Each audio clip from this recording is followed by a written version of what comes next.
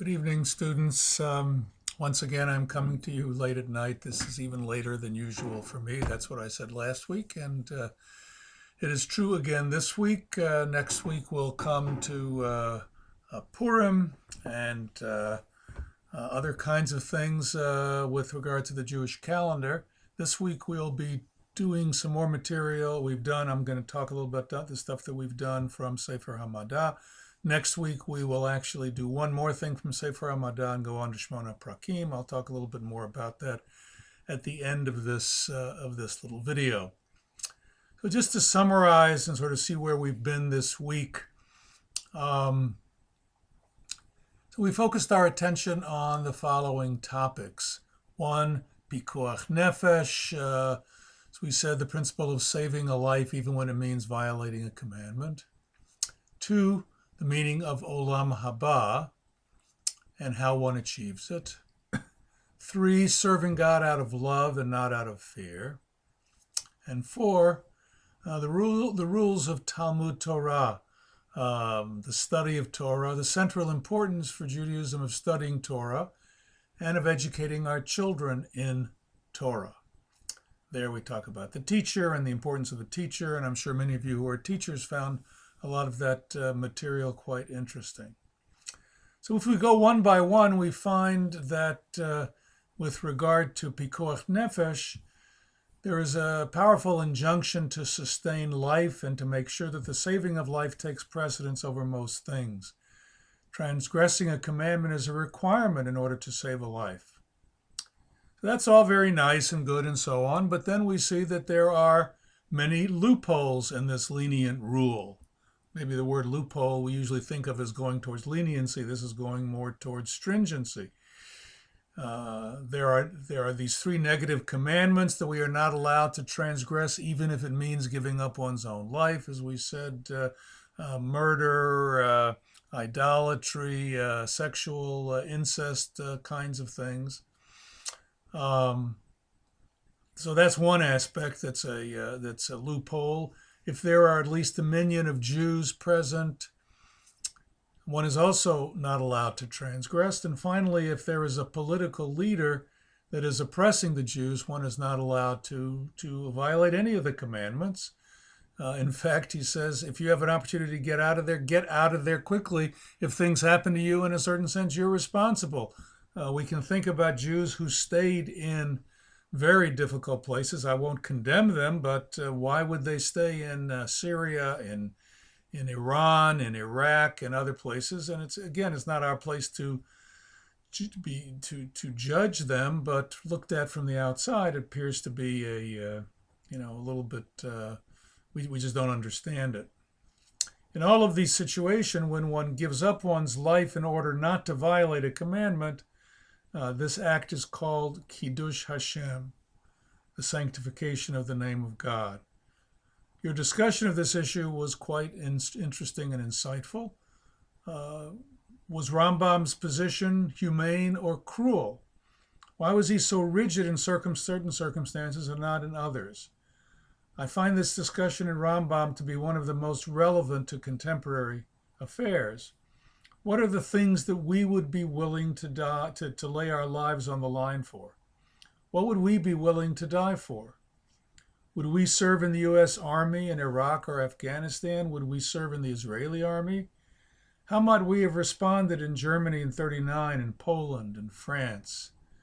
And it forces us really to think about those kinds of things in our life. The next item you discussed was from Hilkhot Teshuvah, and had to do with the issue of Olam Haba. You were concerned with his emphasis on the incorporeality of that future state after death. I'm not sure that I would be so negative with regard to his approach. How would you envision life after death? Do any of you really think of a state in which we would exist in some, in that world after death with physical characteristics? His position is that the part of us that is eternal is not physical, but somehow spiritual. He would probably use the word intellectual here.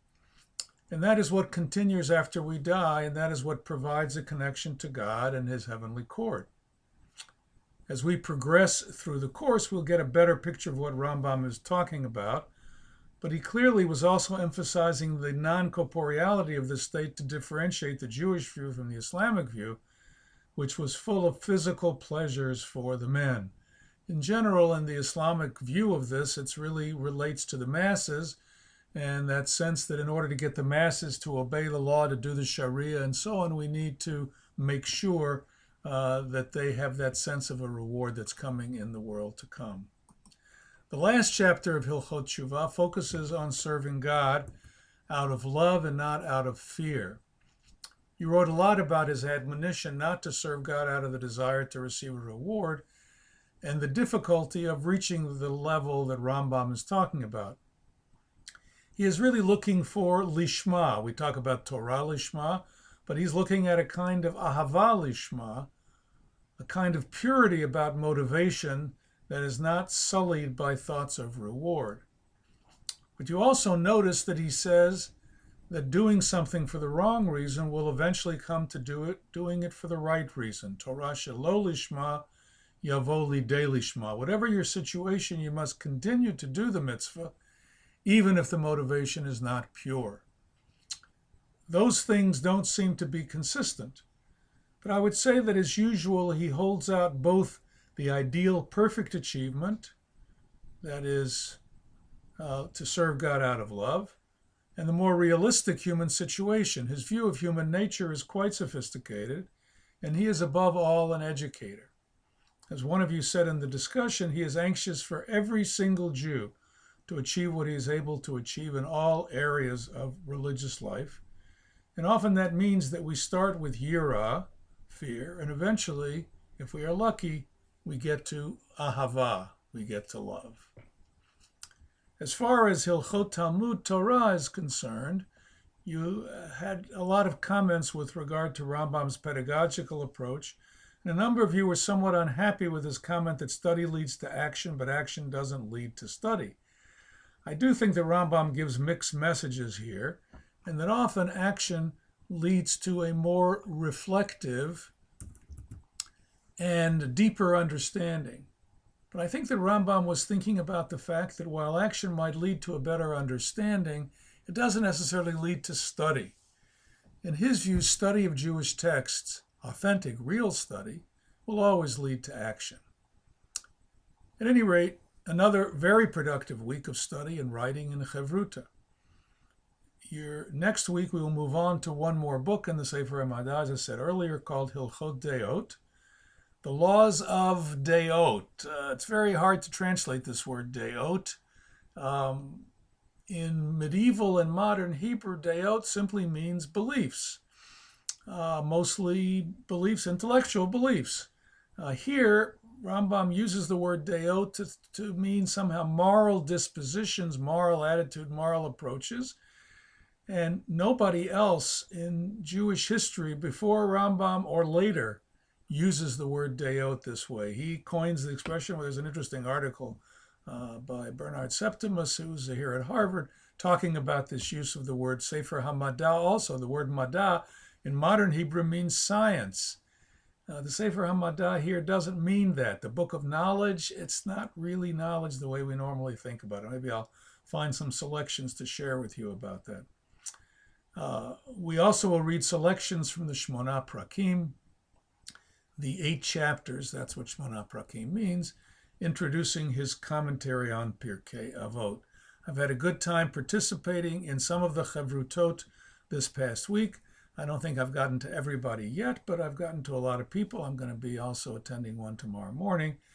And hopefully, as the weeks continue, I'll be able to be in more and more of these, at least to have participation. I'm trying at least at the beginning of these, and sometimes also at the end. So have a good week, and I'll be getting out your material for this coming week tomorrow.